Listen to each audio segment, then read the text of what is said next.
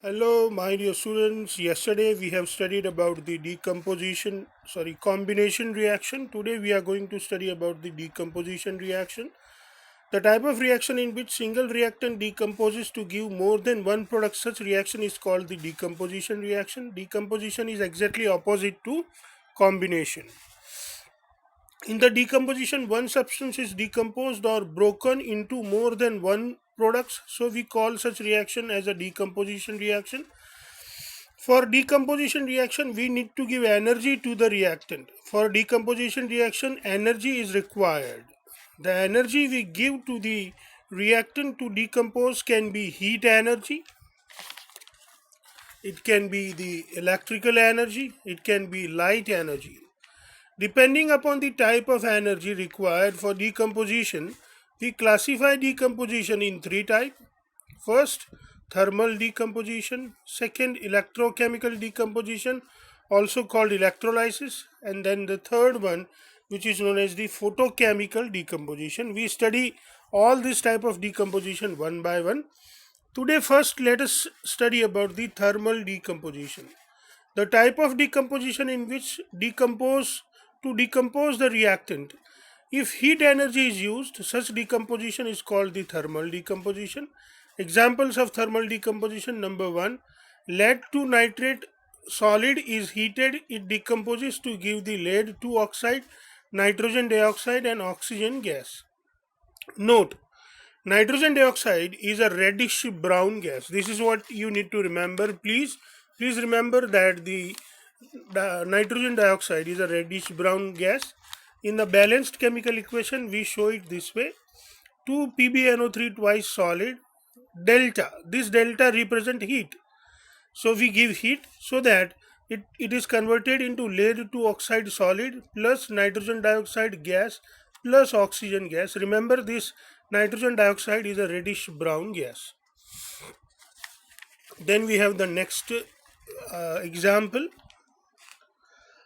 Iron 2 sulfate, a green colored solid also called ferrous sulfate, when heated it gives iron 2 oxide, sulfur dioxide and sulfur trioxide gas.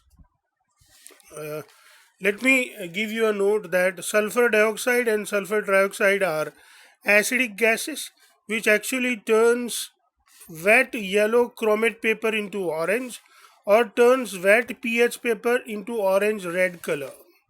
Please remember this. Iron 3 oxide is yellowish white solid. So you can see here that we have green colored solid, which is the iron 2 sulfate, or which is also known as the ferrous sulfate. Delta represents the heat. So when it is heated, it gives us the iron 2 oxide Fe2O3, which is a yellowish white solid. And we have two gases produce, sulfur dioxide and sulfur trioxide gases. And this sulfur dioxide gas and sulfur dioxide gas, they turn the yellow chromate paper into orange. I must write here orange.